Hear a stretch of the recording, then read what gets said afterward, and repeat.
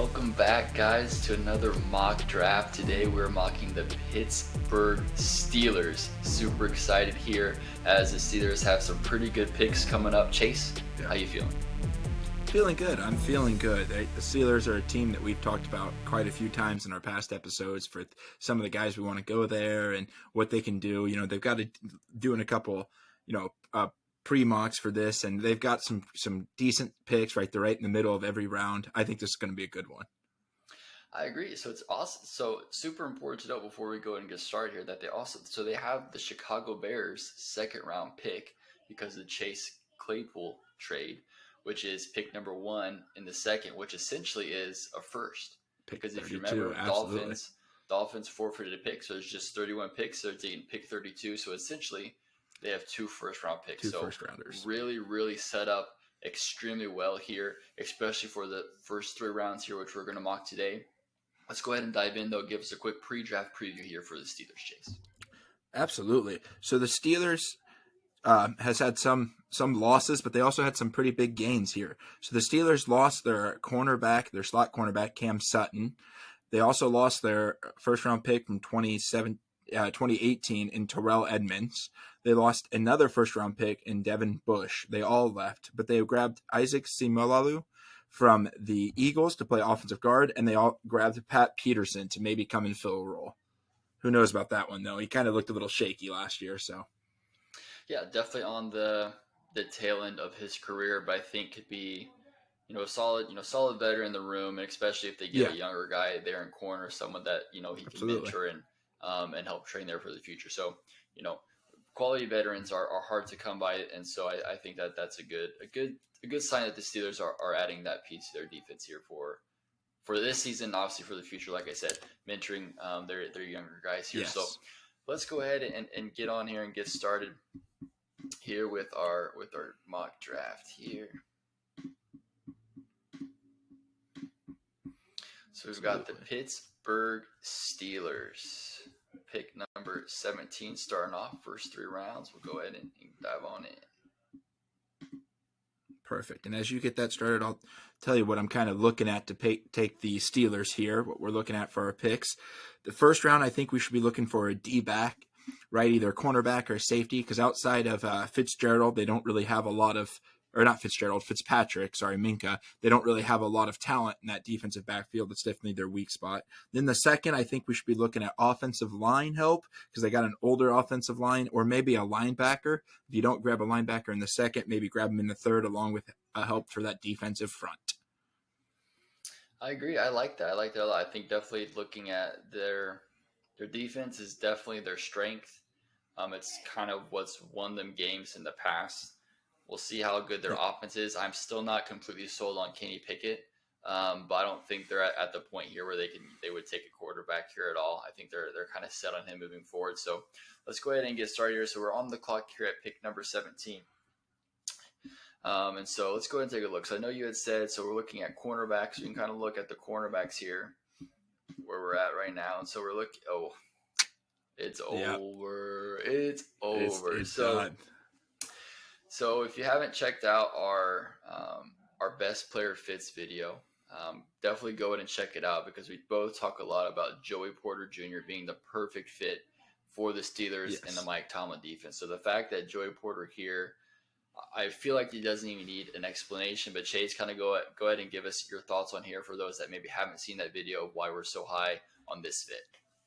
Yeah, absolutely. So Joey Porter stands out from all these cornerbacks because he is a man-heavy defender with a huge wingspan. That's kind of like what Mike Tomlin likes to put. You can put him all over the field. He can follow a number 1 receiver. He's got that lockdown ability. He's kind of a ball hawk. He knocks the ball out of the air. Joey Porter is just a Mike Tomlin guy, right? Steel City, rough around the edges, huge physical specimen. Just the perfect fit for that nasty Pittsburgh weather, right? Perfect fit and staying home, doesn't have to go very far. So and so that's always a plus for sure. So definitely love his aggressive physicality. Fits perfectly with the Steelers. You know what you talked about Fitzpatrick already. We talked about TJ Watt. very, very physical, hard hitting defense, and so that plays definitely to Joey Porter's strength here. So no question at all, we're picking Joey P right here. Joey P. And then this is perfect, right? So 2 second-round picks here. Obviously, the first one here at pick number 32, like we talked about here in the open, essentially, the last pick in the first round. So 2 first-rounders here. So definitely a great place to set up. I'm already seeing a guy here that I know you're high on. I know I like as well. Anton Harris here at the offensive tackle position is definitely something I think we should consider here. Yes, I agree. I think I have Anton Harris as my 3rd overall tackle. If you haven't seen that video, I talk about him all the time over in that video. I'm very high on him. Wow, they've got their choice, because I know that we're both pretty high on DeJuan Jones as well. So I think this is a pretty good value to pick one of those 2 guys. Yeah, so let's go ahead and kind of just dive in a little bit deeper here. So we kind of compare the 2 as we're making our pick, because we do have our choice here of the tackle that we want. So we're looking at Anton Harris here. Pretty good. I wouldn't say he's going to be right off the bat maybe a starter. I think it might be a little bit for him to get there. Maybe depending on how bad things go, he might be able to get in there, especially getting in with the Steelers. It's a time there. But I mean, his particularly speaks for itself. So great pass blocking, great run blocking. Really hasn't allowed any sacks at all, which is what you're wanting, especially at a left tackle position. Yes. And so looking at that, it's great value here, especially early here in the second round.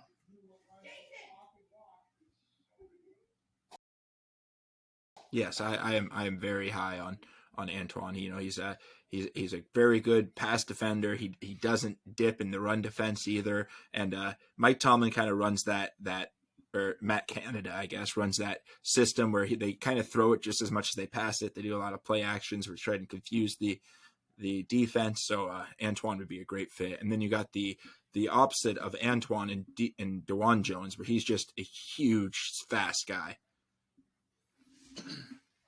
Yeah, I mean, we're looking at here, especially when we're looking at kind of grades. So obviously, similar, 0 sacks, only 3 sacks there in his career, as you can see.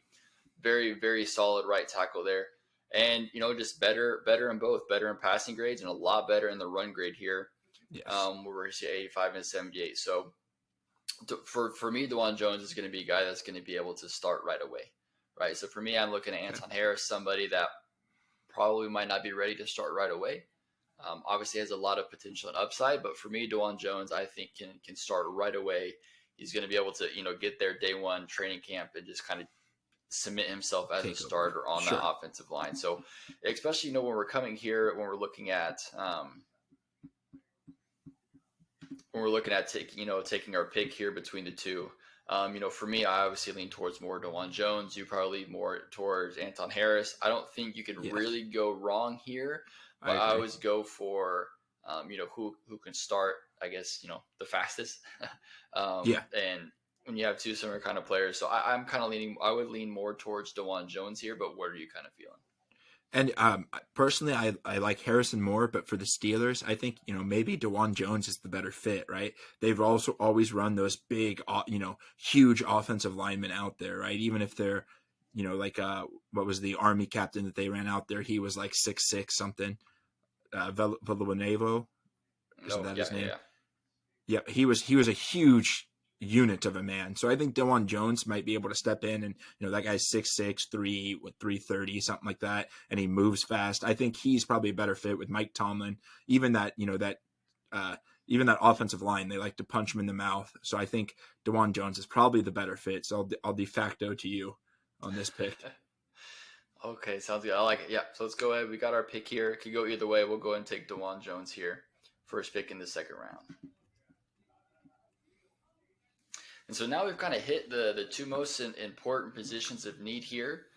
So now I'm thinking, I would think, with this additional second round here, we can kind of take a look at obviously fill positions of need as well, but looking more at possibly as well, best player available. What are your kind of thoughts now to where the draft board's at and the needs about what we can do here? Yeah, so with this second round pick, I'm thinking first our biggest need is linebacker. We just lost Devin Bush.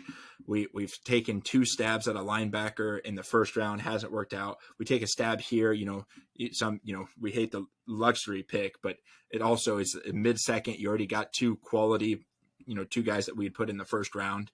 So I wouldn't be too mad to take a stab at someone that would be worth it. And then the other thing is not the luxury pick, but also like there's a lot of positions that we could upgrade on this Steelers team. So even just the best available, like you said. Yeah, looking at the linebacker, I think when we're looking at good fit, I think Jack Campbell would have been a really good fit in the Yeah, Steelers defense. I'm looking here. Unfortunately, it looks like he's already gone. They're yeah, at that's pick who I was hoping 42 to get. to the Jets. So we said that I was Okay. hoping to get there, but another guy, we could look at here, Dane Henley, and also Trenton Simpson as well. We're looking at, Yes. at at some linebackers here, so we can go ahead and take a look. I know defensive line help was also something else that we were looking at, so we can definitely look Yes. at that as well. But we're looking here at Dane Henley here. Pretty solid player. I mean, I'll admit that I did not watch a single Washington State Cougars game this season, No, I didn't so either. my knowledge of Dane Henley is actually zero. I mean, this would be what I'm looking at here, what I can best. I couldn't offer Yes. full draft analysis opinion on here. It would just be kind of based off of what I can read here just from the stats, and obviously the stats don't tell everything. Um, but that's where I'm at here. So we can take a look here. Definitely have to look at the analysis here.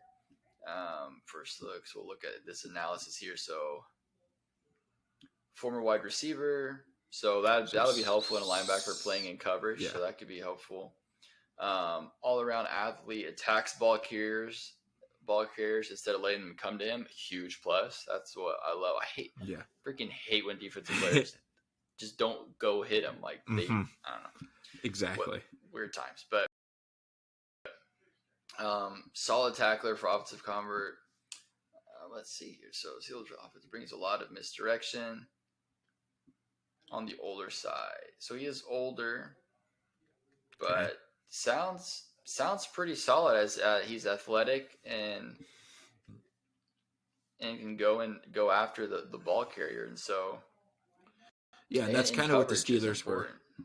Yep, and that's kind of what the Steelers were wanting in Devin Bush. Remember, he was the fastest linebacker out of the draft. He ran like a 4.4 at the 40 out of Michigan. They picked him at 10th overall, and he just never made it out. So maybe this is a better spot to take a athletic, fast linebacker that you can work with a little bit more and doesn't have the expectations of being the 10th overall pick. Yeah, absolutely. That's another thing. I know we already talked about our pet peeves. I thought about it afterwards as well. It's like linebackers in the first round. A lot of linebackers go in the first round and never amount to anything. So it's kind of peculiar that linebacker is one of those positions that are kind of trendy to go in the first, but really never work out. Yeah, I think Roquan Smith was like the only linebacker in the past couple draft seasons to go in the first and have a decent above average career. Yeah. Yeah, so obviously, Trenton Simpson, I did watch, more of being, the Yeah. Clemson Tigers, and so I would agree with this analysis to where it's going to go down here where he could benefit from a simplified rule out of the gate. He's not going to be anything too crazy, but has good upside. So just based off of just what we've seen, like I said, I really can't say too much about Dane Henley if I'm being completely honest, and so definitely honest with you guys, and so you can know where we're coming from. But based off of those stats and kind of the analysis here from PFF, and based on what the Steelers want to do in that kind of position, I think that Dan Henley would be a solid pick here. I think so too. Like I said, I don't know very much about him at all, but looking at that and seeing his comparisons to what the Steelers like to run, I think he is probably our linebacker help in the draft. Let's do it.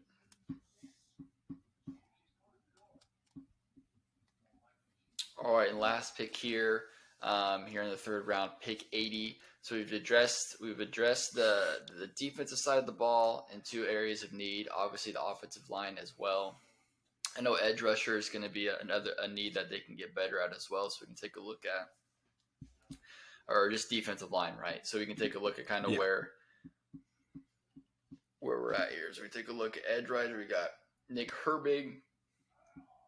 You can go ahead and talk us about Nick Herbig there, Wisconsin guy. Isaiah McGuire there as well. What you got on Nick Herbig? Nick Herbig, I really liked him. He's about, this is about where I would take him in the third round, but he was a kind of a JJ Watt-esque, right? He had short arms. He's very stout, very physical bull rusher. Kind of moved him around in the slot assignment. I liked him a lot. Wait, you know what? I might be thinking of the other Wisconsin guy. Isn't there another one in this draft? I think there is. I think there's a Benton that I'm thinking about that he moved around the slot. Herbig was the edge defender.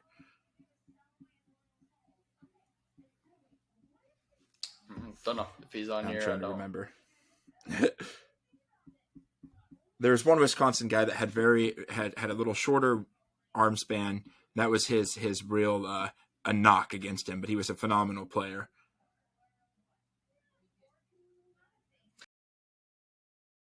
I mean, having a 91.1 and 91.4 the past two seasons is crazy. It could be. No, like you were saying, off the ball linebacker like T.J. Watt. So I think you might be thinking about the guy. Yeah, I think that is who it is. Then I really liked him. You could pair him with T.J. Watt. Both from Wisconsin. That wouldn't be a bad pick for them. The third round, right? You're not expected to get a T.J. Watt in the third round. I'm not saying he's going to be T.J. Watt at all, but I liked him a lot watching the Badgers play. But again, the Badgers were kind of like the Hawkeyes, where their pride and glory was on the defensive side of the ball, right? There wasn't a lot of Wisconsin offense to be seen this year, so yeah, they shine big. And yeah, I mean, looking at it here, especially run defense, but pass rush here. So we're looking there, especially in the Steelers division, to where Joe Burrow, Lamar Jackson, maybe. Definitely have to get after those quarterbacks. So the pass rush there is going to be at a premium in that division. Even Deshaun Watson, see if they're able to figure it out with the full offseason. So definitely nothing to scoff at. So I think this could be a solid pick here. Let's take a look at the interior line as well. Sure, yeah, because that's where they're getting old at. They needed pass rush, but they also have a very old Cam Hayward in the middle there, and all right, there's Morrow. We've talked about Morrow before, but I don't know much about Kobe. Kobe Turner from Wake Forest, the Demon 92. Deacons. But man, this guy is solid. Look at this. Yes. Run is fantastic. Pass rush is fantastic as well. 27 really hurries. Really good up there. And so, wow, this is impressive. Let's take a look here. Yeah, I don't really know much about him as either. So fantastic. So well, here's a guy. now here's a guy. But looking at here, so I mean, yeah. So we're looking at here. So I would say probably if we're looking at, so Herbert might be best player available. But as you were talking about, the interior defensive line is probably where they need to get better at the most. Yeah. Right. So it's going to kind of be a struggle there where we're adding to the defensive the front seven. What are we going to look at? We're going to look at somebody to come in and play the kind of T.J. Watt role who we already have in T.J. Watt, future Hall of Famer. Yeah. Or are we going to build up an interior defensive line? So that's probably the more smarter business decision here. And looking on Kobe Turner here at this early third round, I think this would be a solid grab here. When you're looking here at his overall grades and what he's been able to do. Get in there with the defense and see what you're able to do and be coached up, be paired up with Cam Hayward, get in there with Mike Tomlin and make some noise. Yeah, no, I like that. I like going heavy defense in this first, we grabbed our tackle in the second with our second round pick with that 32 pick and then go heavy defense. I'm very fine with grabbing a defensive end that can sit behind and kind of take over for Hayward when he parts out in the next couple of years. Let's do it. I feel good. Let's go ahead and finish the draft in by picking Kobe Turner here with our last pick.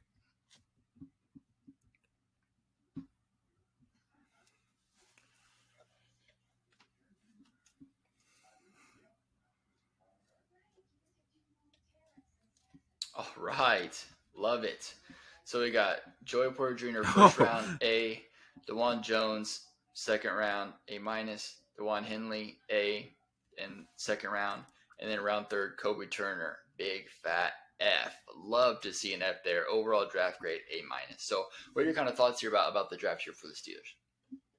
Yeah, I thought it was a lot better than. I mean, we got an A minus, but the F is kind of sticking out. I wonder why PFF, might know something we don't about Kobe Turner. We'll have to do a little bit of investigation. But I love that first round out of the Steelers grabbing Joey Porter. We've talked about it. We can't talk about it enough. ATF is officially a Joey Porter fan. I think it's safe to say. But Very safe. Dewan Jones is he should be a first rounder. I mean, I know that's pick 32, but that he fell out of the first round is very generous.